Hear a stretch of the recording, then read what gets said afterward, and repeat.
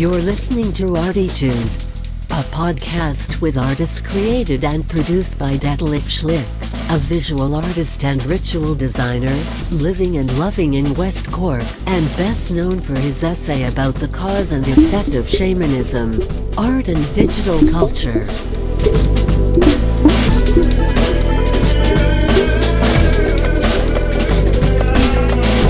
Working in the field of performance, photography, painting, sound, installations, and film, he will dive and discover with us and a weekly creative guest into the unknown and exciting deep ocean of the creative mind. This is Detlef Schlich, and today we dive into the deep and unexpected ocean of the creative mind together with Mikael Fernström from Sweden. So sorry, Phil, I couldn't ask him about how I'm gonna pronounce it. But I'm very, very, very happy to have him here. It's great to have him here. I was actually in a workshop with him 8 years ago, or 10 years ago already, and Mikael is hang on, I have to look into my details a little bit because he did a lot of different stuff. I mean, he was director of the IDC. We ask him later what this is between 2010 and 2020, and a lecturer in the Department of Computer Science and Information Systems of the University of Limerick between 96 and 2020, which is actually this year. Hey, great to have you here, Michael. Thank you for asking me to drop in. It's really cool. It's great. Yeah. We were thinking about that 5 minutes ago, 10 minutes ago, what we could talk about, discuss, and I thought it would be nice just to start with it because we are here in Ireland, and I think people would like to know as well about what brought you over here to Ireland, and how long you're here and your experience. Yeah, let's just start with this, Michael. You're originally from Sweden. From Sweden, yeah. Where? From Stockholm? No. Down southwest on the west coast. All right.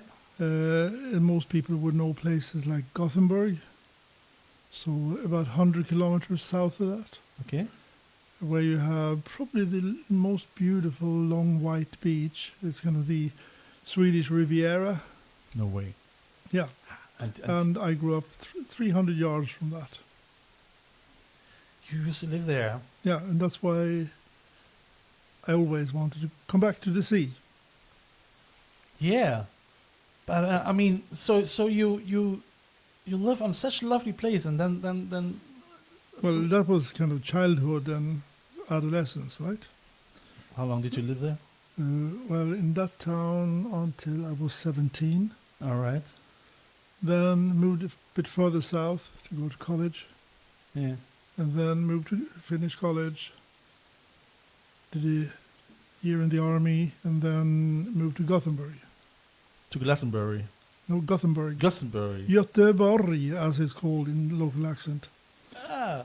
Right, and started working. All right. In industry.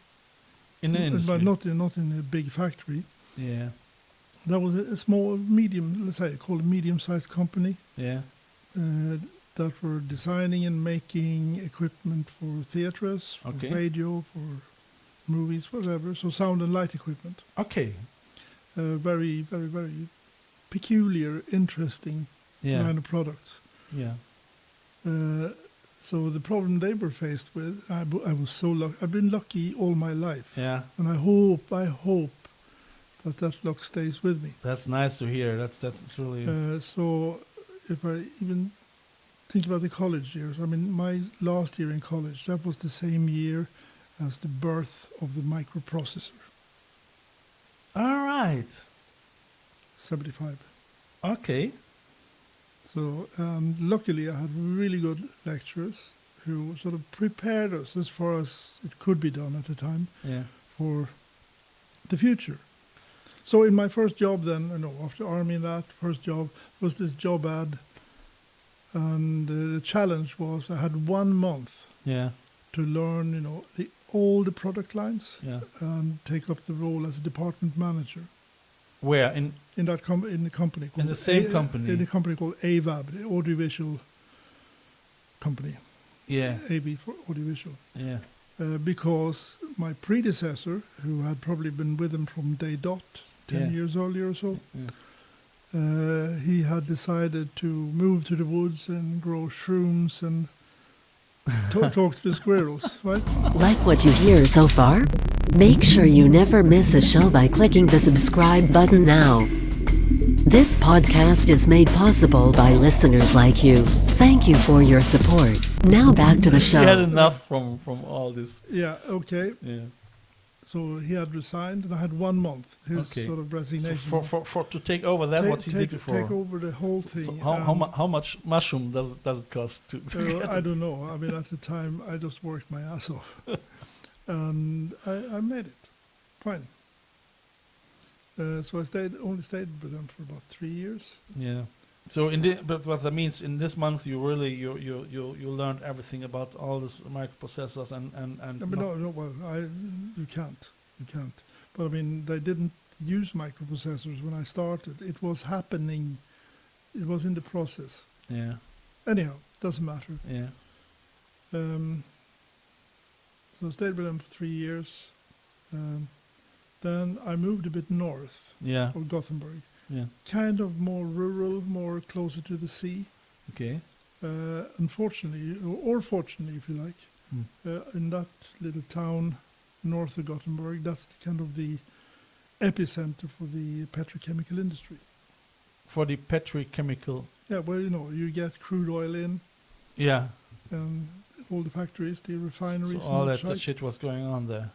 So that meant that because what I wanted to do was to do my own thing, create my own products, my own electronics, own things, a lot of stuff I was doing at the time. So you became addicted probably as well to all that, didn't you? So Well, that's a separate storyline. yeah. But I had my own ideas. Yeah. And I was pursuing kind of 2 lines of activity. Yeah. One was biomedical, Yeah. basically measuring the tiniest nerve signals in the human body and doing stuff with that, doing things like biofeedback. I didn't do the biofeedback thing, Which is very just interesting. trying to build better equipment than anybody else on the planet. All right. And deliver that to a particular client who was into the therapy side. Yeah.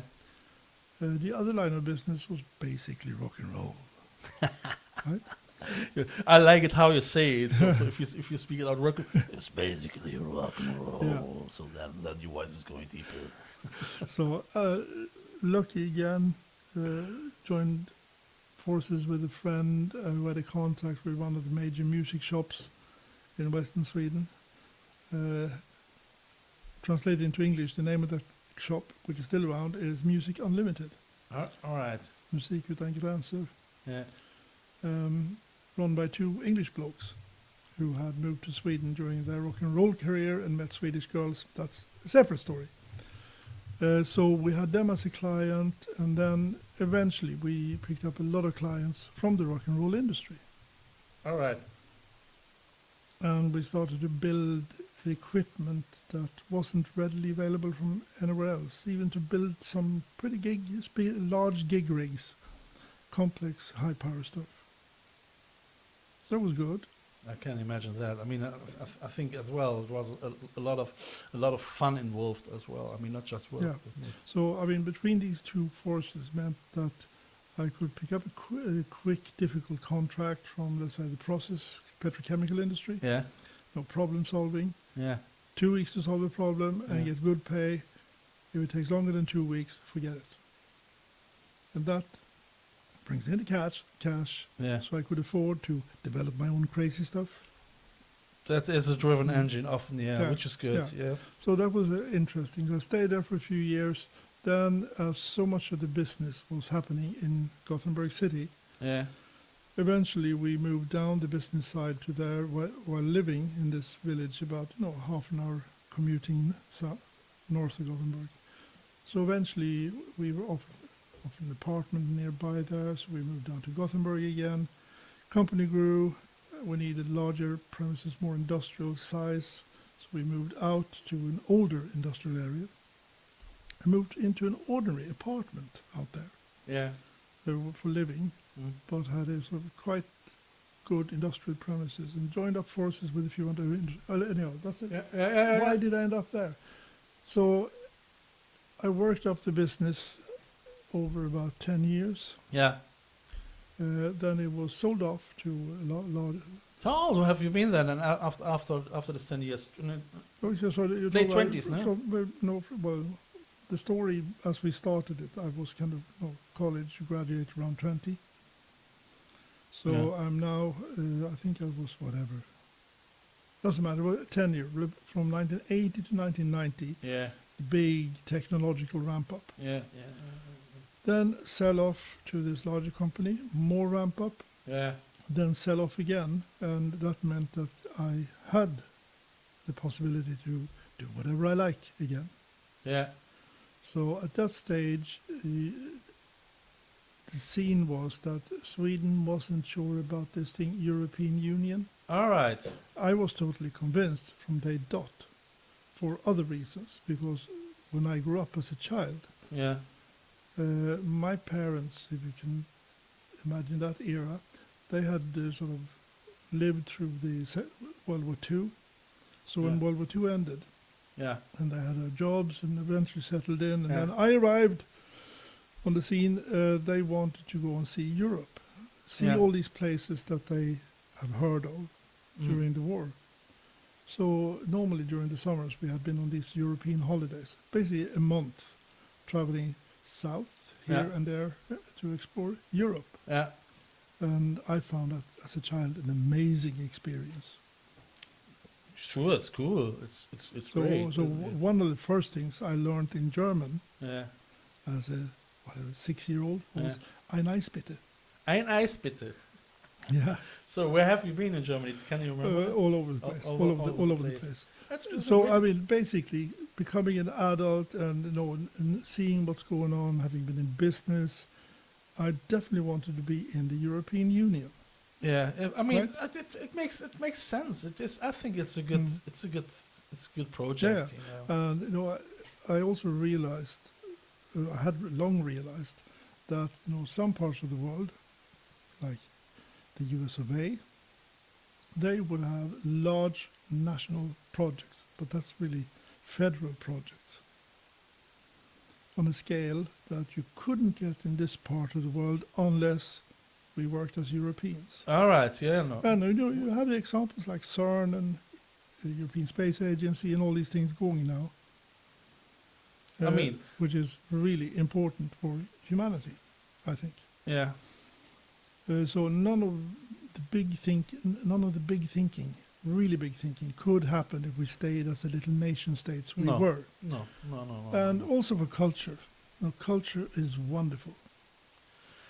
I like. Yeah. Sure. I mean, I love it to be European. I mean, but I think if you're, I'm not sure if I would love it if I would be American. But I mean, probably I would love it to be American as well. I wouldn't just. I just feel pity for the American because they have so often such assholes as presidents. You know, so. Yeah, I know, but I mean, people are people. It's the same spread. Yeah. There's the same quota of idiots in Europe as in the United States. We have it as well. Yeah. Yeah. Yeah. You could have it in But- any village. in fact. But I mean, people can say what they want.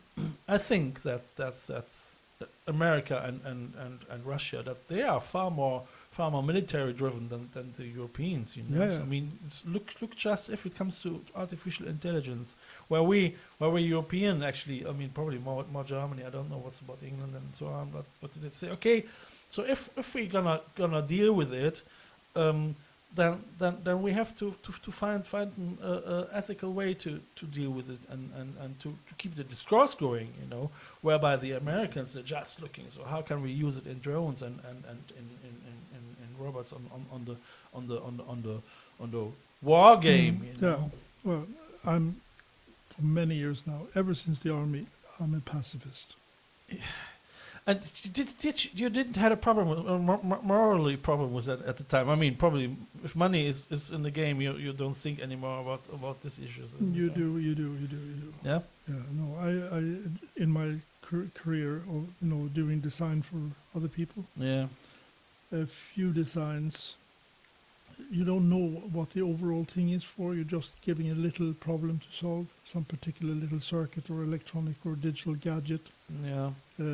This is the input specification, this is the output. Just design it, do it, and fine, thank you very much. And then you find out that that's guiding some bloody missile somewhere. All right. Okay. That's not fun. That's not good. So that did happen. Yeah, let's not talk about that. And If I tell you, I have to kill you. Right, no, I'm joking. But, I mean, no, I just refuse. all right. So you refused, but you did the job already, didn't you? I mean, the army job, I did it. I did it No. very well. Well, I mean, you gave him already your ideas for the missile. I'm using the missile as an extreme example. Which is true, I The stuff mean- that I was supposed to do, we delivered, Yeah. but told the client Yeah. never again. Yeah. Yeah. Sure. No, but I mean, things like this. Take for instance Hiroshima or all the German physicists who went over to America because they were afraid about the life here in Germany, or say here over there in Germany. So and then all of a sudden they created from the beginning of science, which was actually thought maybe probably as well for humanity, they created a monster. This is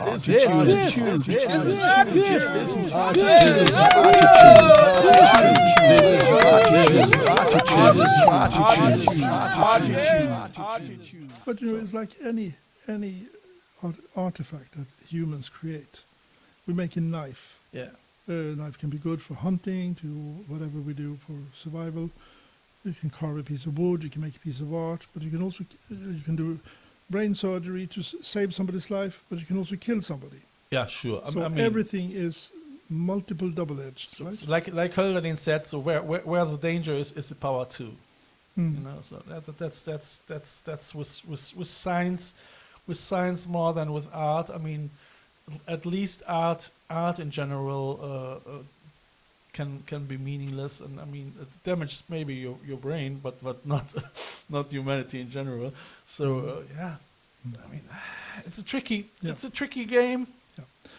Anyhow, come back to European culture. Yeah. So early on, because the other thing was traveling, is normally to get to know a place, what you do, you go to local museums Yeah. and galleries, and you somehow communicate with people, and you get to see that there are different ideas, and different good ideas and different bad ideas. Yeah. And you can also start to see how ideas travel. So something started in some place, thinking about Ireland. Yeah. Let's say, Celtic. What do you associate with Celtic?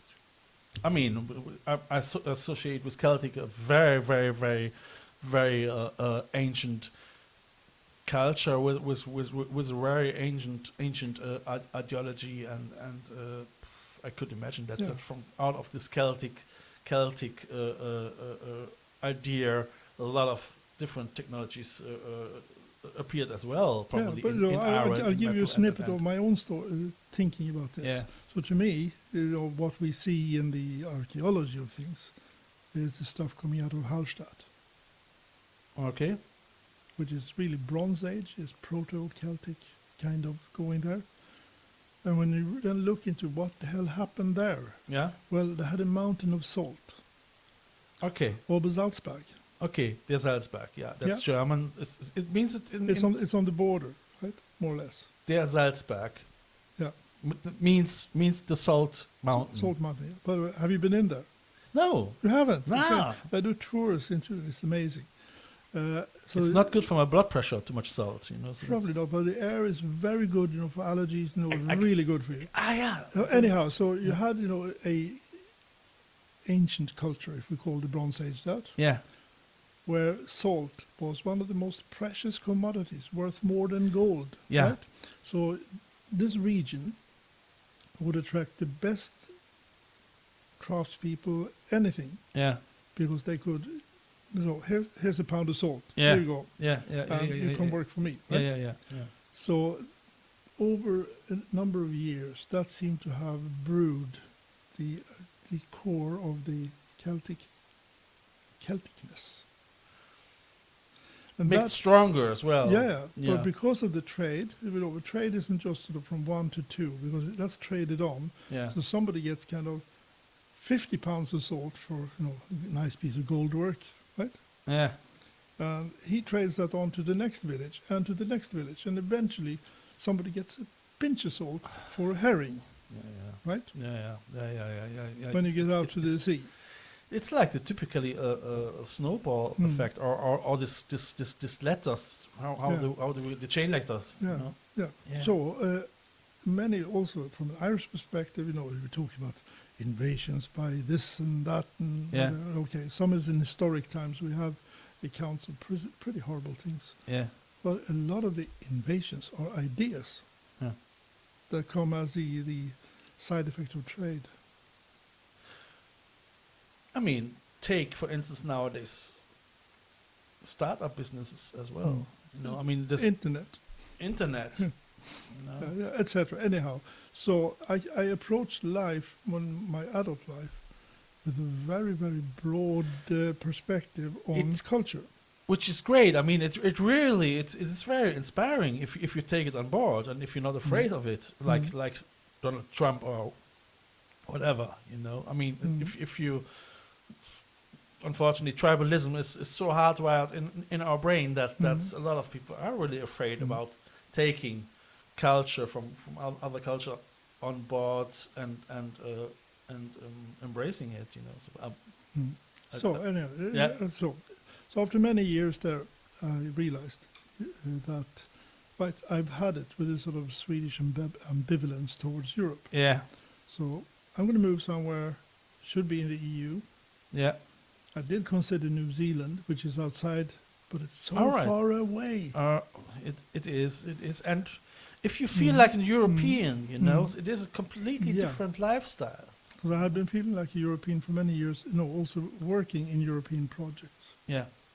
Yeah, you see. So had been Europe, so eventually boiled down to a short list of possible countries. Yeah. And somehow that short list, at the essence of that list, more or less corresponded to the old Viking roots. Sure. The way the ancestors traveled the oceans, the seas. Yeah. So it became an exploratory holiday. All right. And part of that was coming down the whole coastline, Belgium, Netherlands, Luxembourg is not the coast, but the whole way in France and over to Britain, and doing a good part of a full round trip of Britain, and then over to Ireland. Yeah. And then on whatever was probably the day after St. Patrick's Day in 1991. Yeah. Or 2 days after St. Patrick's Day. Okay. I had rented a cottage in West Clare. All right. Just as a holiday place. And just sitting there in the spring sunshine, looking out, one morning, and just deciding, okay, this is it. All right. We're moving to this country. Cool. So I would say this is so interesting, and I think it's a good cut for the first part. So thank you very much, Michael. It was really great. I mean, I really I just was with you on this journey, this trip. So, dear people, dear listeners, if you like this show, I mean, just as well, what I'm gonna do is I put in the description the links from Michael, and you can follow his what is it, Facebook, Instagram. I don't know if you're gonna do things like this as well. I have a very peculiar view of social media. Yeah, me too. It's like the social media. Effectively, it's a sewer system. I know. So we might come into that maybe in the second show. Yeah. Michael, thank you very much. And I would say bye. This is a listener-supported show. I feel honored if you subscribe this show.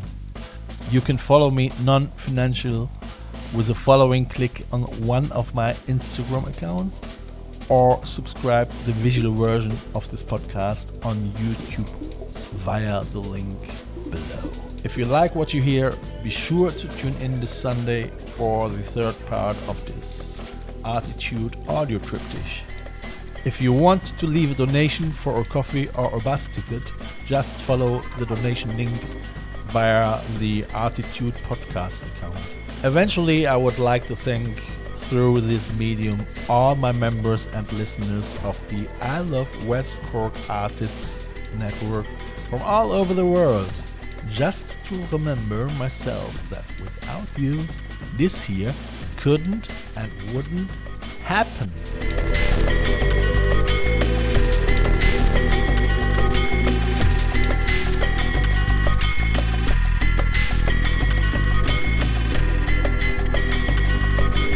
You have listened to ArTEEtude, West Cork's first art, fashion and design podcast. ArTEEtude, never so close again. That was too close.